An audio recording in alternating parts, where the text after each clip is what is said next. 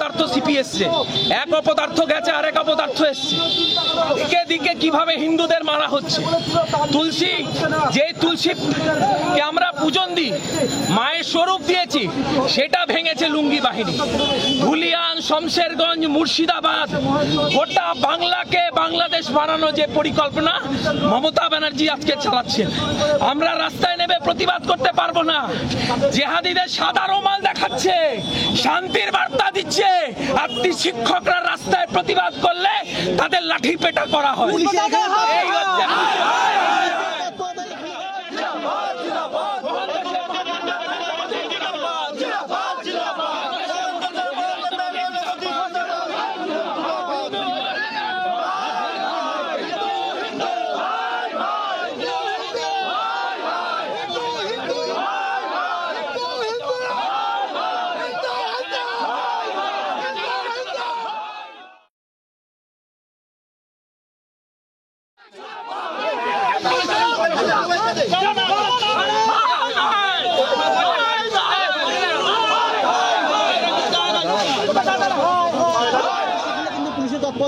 Police তৎপর নয়।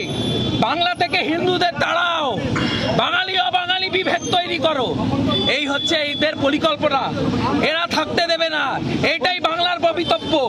আজকে হয়েছে বেতিয়াব্রুজ, কালকে শিয়ালদা, পরশুদিন বেলঘড়িয়া, তারপরে কাঁচরাপাড়ায় হবে। আমি আপনাদের বলে রাখছি, হিন্দুদের তাড়ানোর পরিকল্পনা মমতা ব্যানার্জি নিয়েছেন। সরকার না চাইলে দাঙ্গা লাগতে পারে না, সব দায়িত্ব মুখ্যমন্ত্রী। শেষ কোথায়? এর শেষ যতদিন না বাংলা থেকে এই জেহাদি সরকারকে আমরা তাড়াচ্ছি, ততদিনের শেষ নেই। এই বাংলার রাষ্ট্রবাদী হিন্দুদের সরকার আনতে হবে। নিশ্চিতভাবে সম্ভব। আমরা 70% উপরে আছি, ওরা 30% হয়ে যদি বড় বড় কথা বলতে পারে, আমরা যদি ঐক্য হই, ওদের এখানে আমরা থাকতে দেবো না। ওরা যদি একটা মারে, আমরা 10টা মারার সিদ্ধান্ত নিয়েছি বাংলা থেকে।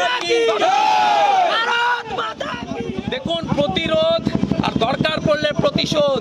700 মহিলার রেপ হয়েছে এই বাংলায়, আমার মায়েদের বোনেদের রেপ হয়েছে, কেবলমাত্র বিজেপি করার অপরাধে, কেবলমাত্র তারা হিন্দু তাই। সে গিয়ে দেখুন, মুর্শিদাবাদে 2 জন বামপন্থী বন্ধু, তাদেরকে হত্যা করেছে কি বলে? বামপন্থী বলে না, হিন্দু বলে।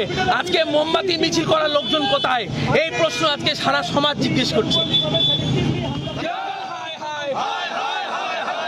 দাদাগিরি মানছি না, মানবো না, পুলিশ প্রশাসন দাদাগিরি মানছি না, মানবো না,